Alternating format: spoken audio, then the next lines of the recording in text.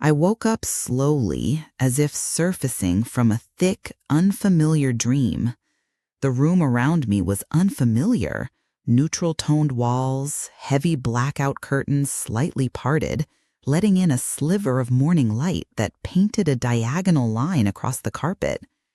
The sheets were tangled around my legs, my skin cool against the crisp cotton. I felt disoriented, a heaviness pressing behind my eyes, like I had slept too long or not at all.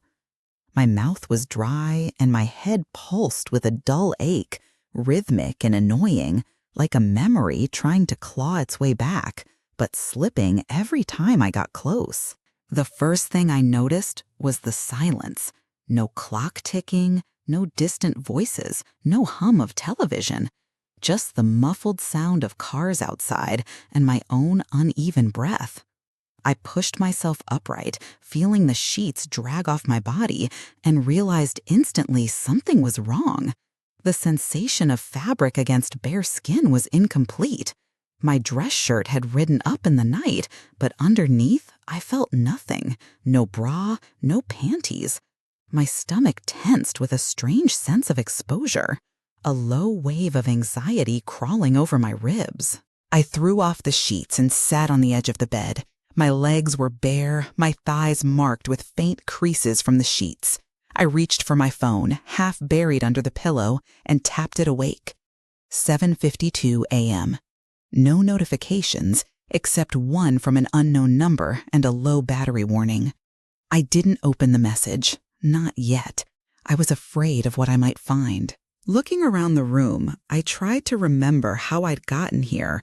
It was clearly a hotel. Standard issue furniture, abstract wall art, a suitcase bench, and a laminated emergency exit map on the back of the door.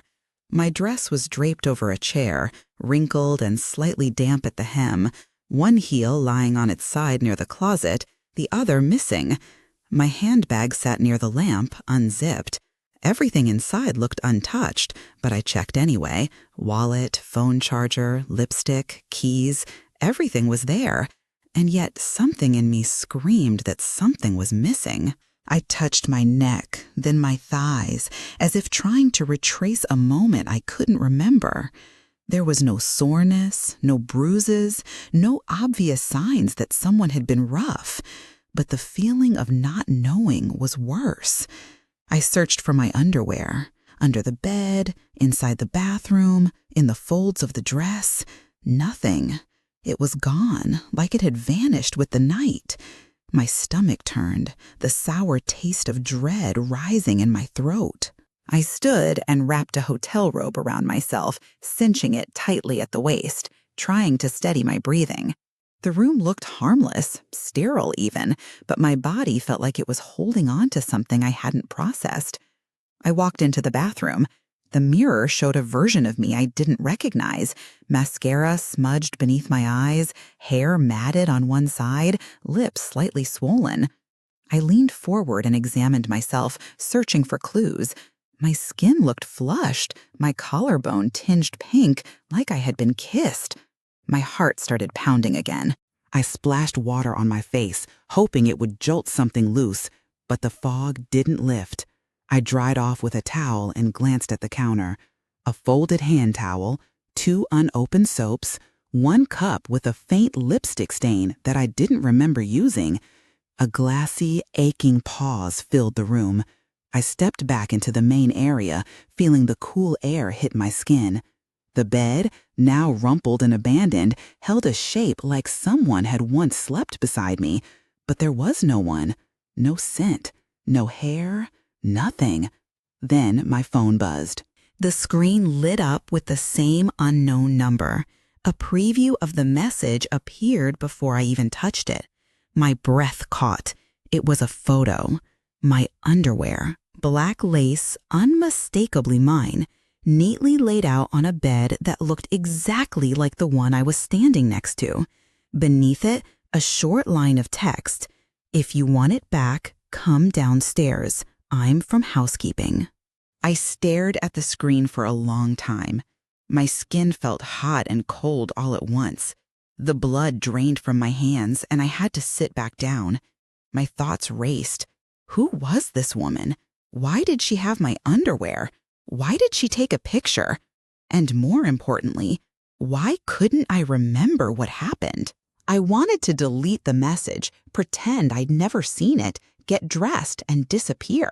But my clothes were incomplete, and my sense of control had already unraveled. I realized I was trembling, not just from fear.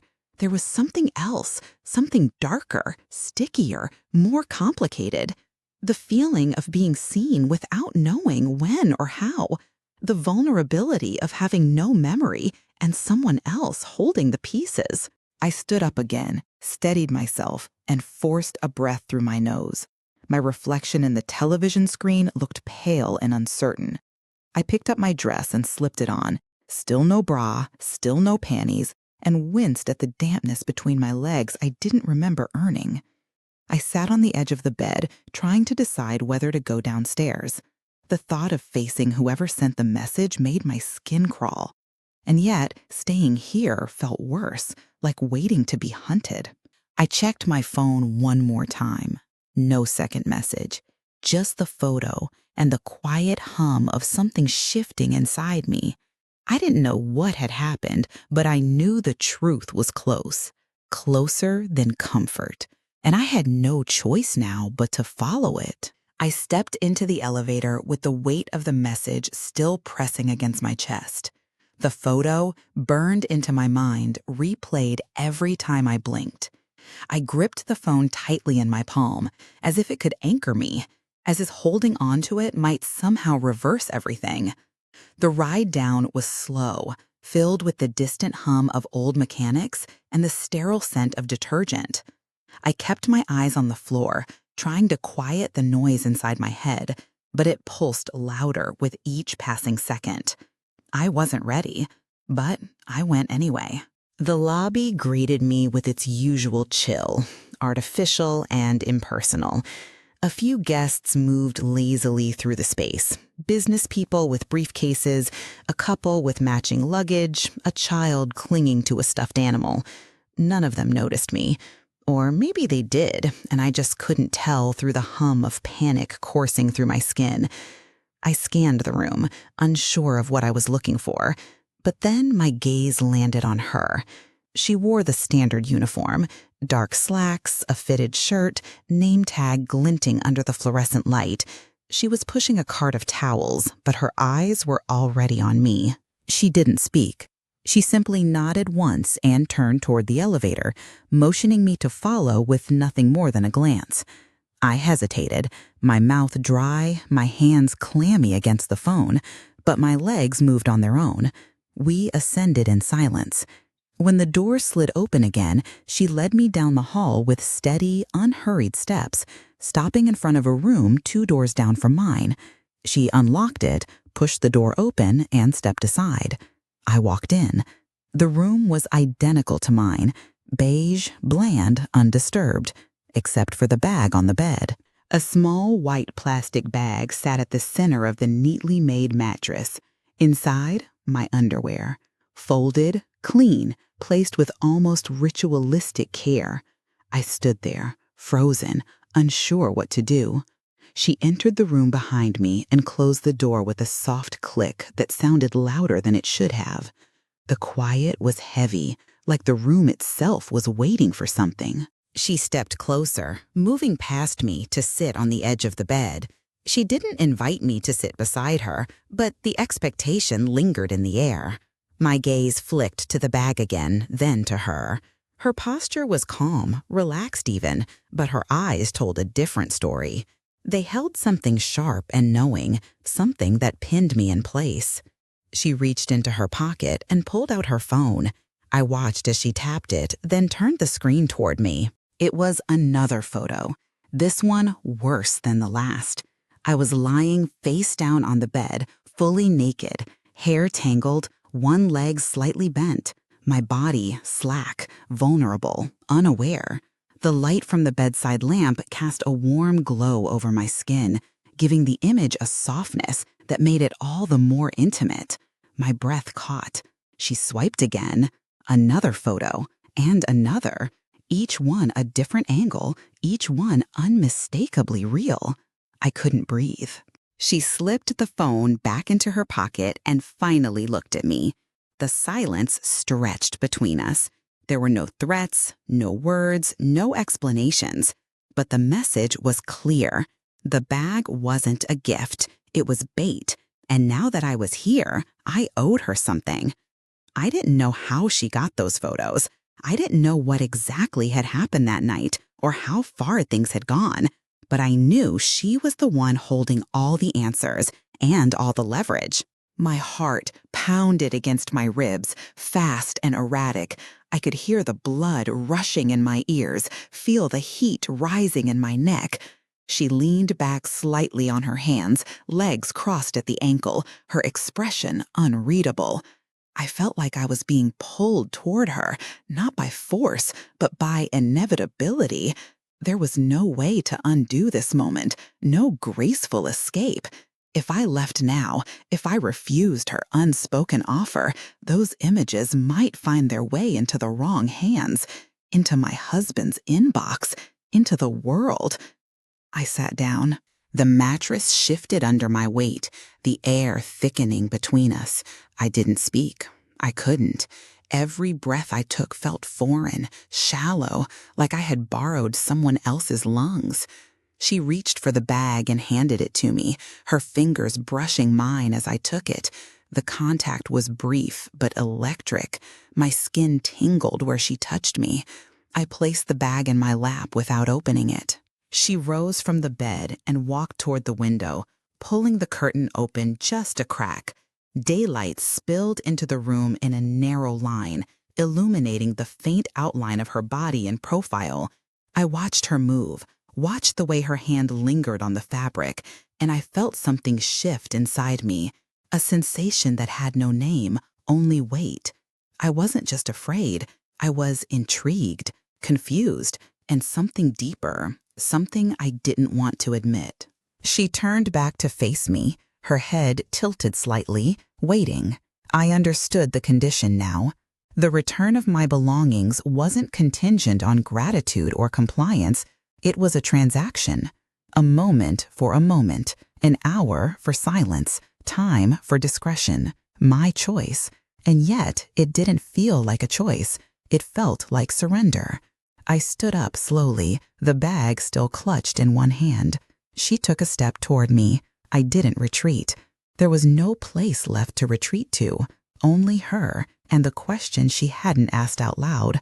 Only me, and the answer I was already giving with every slow breath. She stepped closer, slowly, with an ease that felt practiced, as if she'd done this before, this silent unraveling of boundaries. My heart pounded in my throat, not from panic, but from the tension coiling just beneath my skin. Her hand reached out, not abrupt, not demanding, just a gentle glide along my wrist, fingertips tracing the soft skin like she was reading a story written there. I didn't pull away. I couldn't. Her touch was quiet but powerful, grounding and disorienting at the same time. She walked behind me, and I felt the heat of her presence before her hands returned, this time on my shoulders. The robe slipped from one side, exposing my collarbone, and her fingers followed its curve as if mapping the contours of a coastline. Every movement was deliberate, unhurried. She didn't tear away my layers. She coaxed them off, piece by piece, with patience that unnerved me. My skin responded before I could think, tingling, tightening, blooming under her touch. When she untied the knot at my waist, I barely breathed. The robe fell open, revealing the hollow between my breasts, the slope of my stomach, the ache gathering low in my belly. She stepped in front of me again and let her eyes move across my body, not hungrily, but with reverence. I felt naked in more than one way, and yet, for the first time, I didn't feel humiliated. I felt seen, not as a wife, not as a woman with responsibilities and routines, but as something elemental, something soft and dangerous. Her hands returned to my skin, this time at my hips. She didn't grab or pull. She held, lightly, like testing the temperature of something forbidden. Then she leaned in and pressed her lips against my chest, just below my clavicle. I gasped, not from shock, but from how gentle it was. She moved lower, kissing the space between my breasts, then the curve of one, her breath warm against my skin. My nipples tightened, my back arched, and a low sound escaped my throat, completely involuntary. She led me toward the bed with a touch at the small of my back. I followed her, as if tethered. When I sat, she knelt in front of me, and her hands glided along my thighs, parting them slowly. Her eyes met mine for a brief second before she lowered her mouth and kissed the inside of my knee, then higher. Her lips brushed the sensitive skin there, and I shivered. I wanted to close my legs, to hide, but I also wanted to open more, to let her deeper into the space I had never offered anyone like this. Her mouth never rushed. She kissed upward with unbearable slowness, and I trembled under each new contact. When she finally reached the center of me, I stopped breathing. Her lips hovered there, just close enough to feel the warmth but not the touch. My entire body pulsed in anticipation. When she finally tasted me, it was like the air shattered.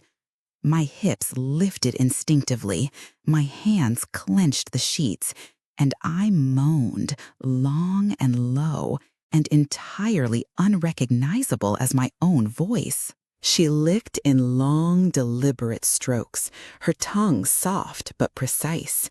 Her hands held my thighs apart firmly, but not forcefully, anchoring me to the moment. I felt every flick, every pause, every shift in rhythm. My mind emptied, replaced by sensation, by waves building and building. When I came, it felt like falling through warmth, through something that dissolved all logic and left only pleasure. My body shook. I heard myself cry out. I didn't know if she looked up or kept going, but the orgasm dragged me under like a current I didn't want to fight. When I opened my eyes, she was beside me on the bed, her hand stroking my stomach in slow circles. My breath still came in gasps, my body coated in a thin sheen of sweat. I turned toward her, and our legs tangled naturally. She pressed her lips to my neck, not to seduce this time, but to soothe. Her fingers traced the underside of my arm, moving lazily, and I let her. I let myself melt into the warmth of her skin. She touched me again, this time more softly, more playfully. Her hand drifted between my legs, gently coaxing me back into arousal, with nothing more than a thumb brushing small, careful circles. I whimpered. I didn't know I had more in me, but I did.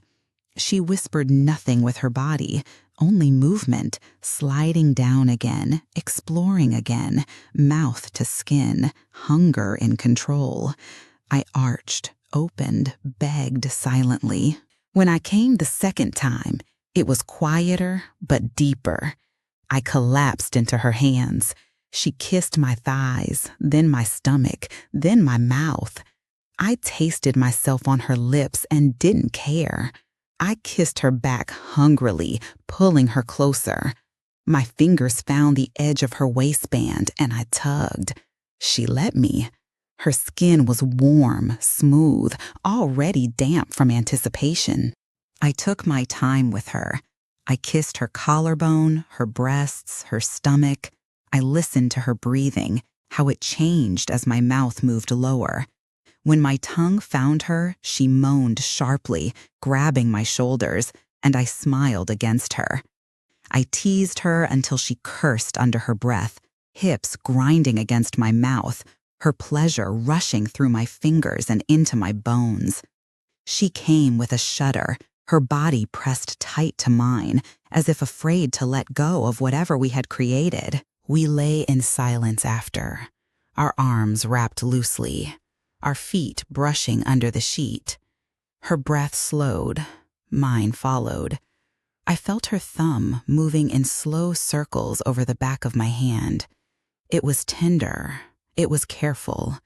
It felt like something dangerous disguised as comfort, something too real to ignore, and I didn't want to ignore it anymore. The morning after didn't feel like morning at all. It felt like standing inside a mirror, still, bright, a little distorted. I woke slowly, blinking at the unfamiliar ceiling, the sterile white light filtering through thin hotel curtains. My body ached in quiet, telling ways. My thighs sore, my lips swollen, the skin beneath my breasts tender from where her mouth had lingered. The robe lay discarded on the floor like it had never belonged to me in the first place. I stayed there in the bed, under unfamiliar sheets, watching the dust catch in the light and trying to decide what was real. Her scent was still in the room, clean, warm, faintly floral like soap left on skin. It clung to my hair, to the pillow beside me, to the space behind my knees. I didn't remember falling asleep, only the feeling of her fingers trailing lazy patterns down my ribs and the press of her thigh between mine. I didn't know when she had left or whether she was ever meant to stay. There was no note, no goodbye, no promise of anything more, just the mirror across from the bed and my reflection staring back at me like a stranger. I sat up and looked at myself for a long time. Hair tangled, chest marked with faint bruises in the shape of her mouth, one cheek red from where I'd slept on it too long. There was a softness in my posture, an openness I didn't recognize. I looked like someone who had given in, someone who had said yes to something she hadn't even dared to name before. But underneath that softness, something else shimmered. Shame, maybe? Or curiosity? Or both, layered like fingerprints on glass. I stepped out of bed and walked toward the mirror, drawn to it like gravity. Each step felt strange, foreign, as if I was moving through someone else's space in someone else's skin. I stood in front of it, completely naked, and let myself see. Not just glance, but really look. My nipples were still hard, my inner thighs streaked with faint traces of her. I touched my shoulder, tracing the faint redness from where she had held me down, and felt my breath catch in my throat. The image in the glass was not just a body, it was evidence. The mirror reflected everything back at me. The flush of my chest, the tension in my stomach, the way my hand lingered between my legs even when I told it not to. I felt exposed, not just physically, but spiritually, like I had been split open by the night and now stood surrounded by the echoes of something irreversible. The woman in the glass was not the same woman who had arrived at this hotel. She was changed, less cautious, more alive, and more dangerous. Later, dressed and composed, I still couldn't shake the feeling of her. I caught myself reaching for her in small ways, fingertips brushing my own arm, imagining her warmth still there. I replayed her movements in my mind, the rhythm of her breath against my neck, the way her hands had explored me like they knew me already. My body responded even to the thought, muscles tightening, pulse quickening. It was absurd. I barely knew her, but I knew how she touched, and that was somehow worse. I caught my reflection again in the elevator on the way down. My makeup had been reapplied, my hair pulled back, my blouse buttoned to the collar. I looked presentable, respectable, invisible.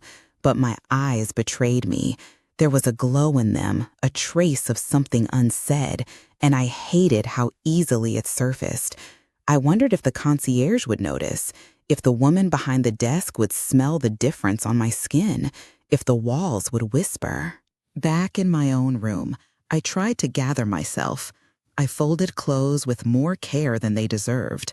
I packed slowly, deliberately, as if time itself would wait for me to make sense of everything. I found the bag she had given me with my underwear inside, still folded, still clean, still holding a strange weight. I held the lace in my hand for a long time, pressing it to my chest, not knowing if I wanted to cry or smile. I placed it carefully at the bottom of my suitcase, like a secret. I went to the bathroom and turned on the water, letting steam fill the room. In the foggy mirror, I saw myself again, this time blurred, soft-edged, unreal. I stood there, naked once more, watching the shapes shift in the condensation. For a moment, I pressed my palm to the glass and felt the warmth return to me. Not from the room, but from memory. From her. That night, back home, I couldn't sleep. I turned in bed, sheets too clean, air too still. I opened my phone more times than I could count, scrolling through messages that weren't from her. No contact, no sign, just silence. But my body remembered. The mirror in my bedroom didn't lie.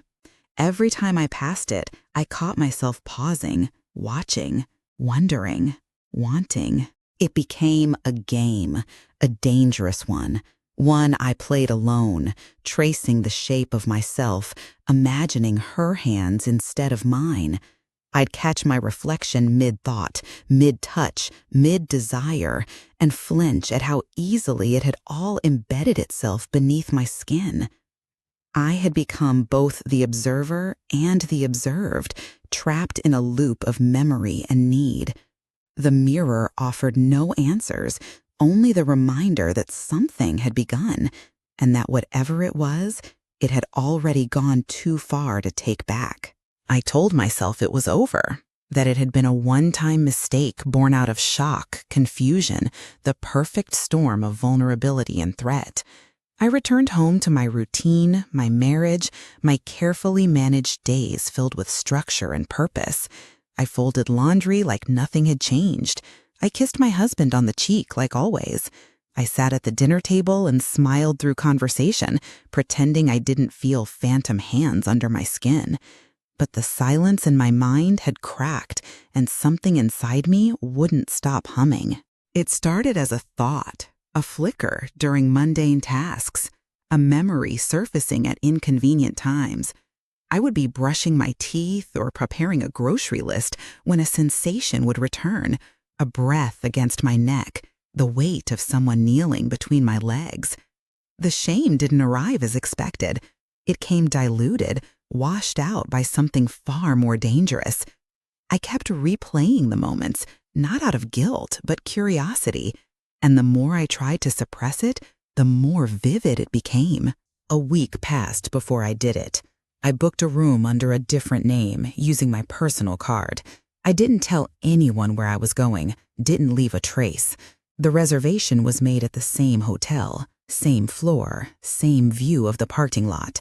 I sat in the car for 15 minutes before walking in, heart pounding, hands shaking. I didn't know what I was expecting. A coincidence? A ghost? A mistake? But when I opened the door to room 305, she was already there, standing by the window, as if I had been the one keeping her waiting. She didn't speak, neither did I. Words would have shattered whatever fragile thing we had created between us. She walked toward me and touched my collarbone, like she was turning a page. I shivered, not from fear, but recognition. There was no hesitation this time, no threat hovering above us, just a quiet understanding that whatever had begun was now continuing, willingly, undeniably, again. She undressed me without ceremony, peeling off each layer with practiced calm. My blouse, my skirt, my bra, all discarded like they were never meant for this moment. I stood in the middle of the room wearing only my underwear and my decision. She didn't rush. Her hands moved across my stomach, up to my ribs, thumbs pressing gently under my breasts. I melted under her touch, not because it was unexpected, but because I had craved it so thoroughly, so secretly, I didn't even realize how deep it had taken root. She kissed me this time, full on the mouth, slow and deliberate. Her lips were softer than I remembered, her tongue familiar in a way that startled me. I pressed into her like I belonged there. The heat between us grew quickly, with no awkwardness, no barrier. She backed me toward the bed, her fingers laced in mine, her gaze steady. I let her lower me down. I wanted to be looked at. I wanted to be unwrapped. When her mouth reached my breasts, I arched into her. She bit gently at first, then soothed the sting with her tongue. Her hands explored my hips, the back of my thighs, the curve of my waist. I reached up to pull her closer, kneading the weight of her body against mine. Our legs tangled. Her thigh slipped between mine, and I rocked against her without shame. The pleasure came fast, too fast, but I didn't stop it. I wanted her to know what she could do to me. She held me through the trembling. Her breath was in my ear, steady, calm, as if she'd known this version of me all along. I reached for her this time, flipping us with a slow, deliberate movement. She smiled faintly, eyes heavy, mouth parted. I kissed down her body, memorizing the geography of her ribs, the indent of her navel, the slickness already gathering between her legs. She opened easily, without defense. My mouth found her, and she gasped, gripping my wrist. Her thighs pressed around my ears, and I let her ride every wave of it. We stayed in that bed for hours, touching, listening, exploring. There were no boundaries, only curiosity. I wanted to know how she sounded when she came with my fingers inside her. I wanted to know how it felt to have her fall asleep on my chest, her breath warming the place where guilt had once lived. I didn't care if it was wrong. I didn't care what it meant. I just wanted more. When the sun began to set, we lay tangled in silence. Her head rested on my stomach, fingers drawing soft circles on my skin. I stared at the ceiling, dazed but alive. The ache in my thighs felt earned. The soreness in my lips felt sacred. I reached down and brushed a strand of hair from her cheek. She closed her eyes and kissed my hand. It felt too natural, too dangerous, like something that could grow. I left the room first. She didn't follow. She didn't need to. The air between us was heavy with the promise of repetition. I walked to the elevator barefoot, shoes in one hand, body still damp with her. I didn't look at anyone in the lobby. I didn't want the spell to break. In the mirror across from the elevator, I saw myself again, different, looser, marked, not just by her touch, but by my own decision to return. Back in my car, I sat for a long time before starting the engine. My body was sore in all the right ways, humming with something electric and raw. I didn't feel like I had made a mistake. I felt claimed, and worst of all, I already knew I would do it again. The postcard arrived on a Tuesday. It was tucked between a utility bill and a catalog I didn't remember signing up for, thin and glossy, its front coated in an image of a generic beach at sunset, palm trees bending in silhouette, sky bleeding from orange to purple, a cliched symbol of escape. At first, I didn't think much of it. It seemed like junk, something mass-printed and impersonal. But when I flipped it over, the air in the room shifted. My name was written in careful, slanted script, and beneath it, only one sentence stretched across the blank white space in tight blue ink. You were beautiful until you started wanting more. My fingers tightened involuntarily. The paper was too thin, too light for the weight it suddenly carried. I read the words again, slower this time, letting each syllable settle in my mouth like a bitter pill I didn't know how to swallow. My throat closed. The handwriting was unfamiliar, but the message wasn't. It was precise, intimate. It reached into the part of me I hadn't dared name and held up a mirror I didn't want to see. I stood in the kitchen in silence, staring at the postcard, like it might rewrite itself if I looked long enough. The window behind the sink was open, letting in the hum of traffic and the distant rhythm of a lawnmower. The ordinary world still turning, unaware that something inside me had just snapped. I pressed the postcard flat against the counter and stared at the curve of each letter, the strange elegance of the handwriting. There was no signature, no return address, just those words, accusatory, final, strangely intimate. My mind reeled with possibilities. It could have been her, but something in me resisted the certainty. The message didn't feel like her, not her voice, not her rhythm. She had touched me like a secret, not a threat. But maybe that was the point. Maybe it had always been a performance. Maybe I had misread everything. The silence after our last meeting, the absence of messages, the way she hadn't asked for more. It all seemed clearer now, reframed through the bite of that single sentence. I should have thrown it away. That would have been the cleanest response, the smartest. But I didn't. I carried it into the bedroom and sat on the edge of the bed, the same bed where my husband still slept, unaware. The postcard rested on my lap like a verdict. My chest tightened. I remembered her mouth, her hands, the softness of her breath against my thigh. I remembered how I had wanted it.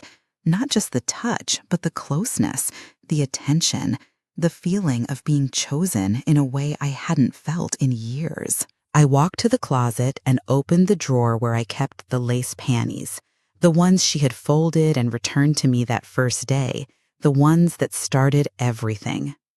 They still smelled faintly of hotel linen and the vague trace of her perfume.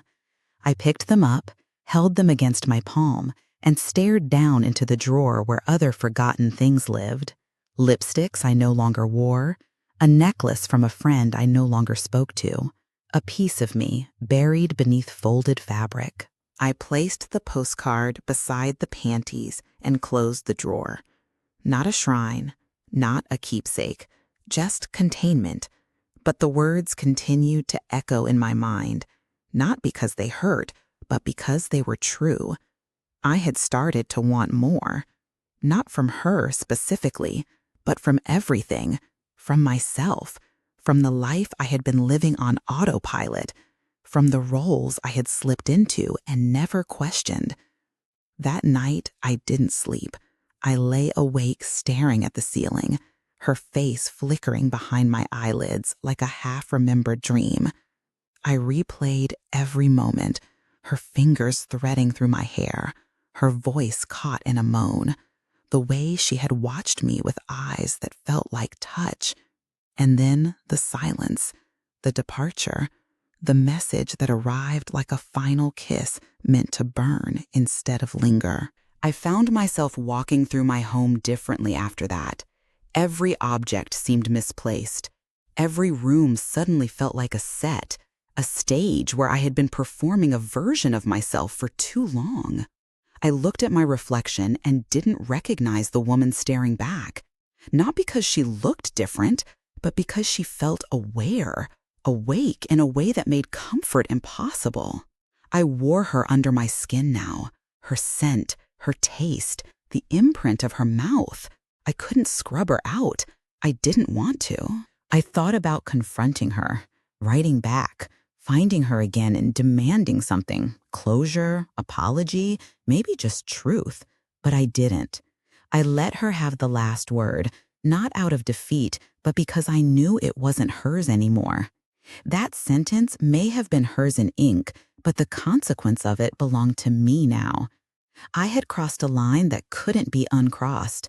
I had stepped into a version of myself that didn't fit neatly into the life I had built. Weeks passed, and the postcard remained in the drawer. I stopped looking at it, but I never forgot it. Sometimes, late at night, I'd open the drawer just enough to see the corner of it peeking out beneath the lace. A reminder, not of her, but of me, of the moment I woke up in someone else's bed and realized I wasn't afraid of the mirror anymore. I never told anyone what happened, not my husband, not my friends. It stayed mine, sharp and secret and alive. And even now, when I pass a hotel or catch the scent of clean linen in a passing breeze, I feel it return. The memory, the ache, the truth I didn't want but took anyway. She had given me more than a threat. She had given me a new shape, and I never looked at a postcard the same way again.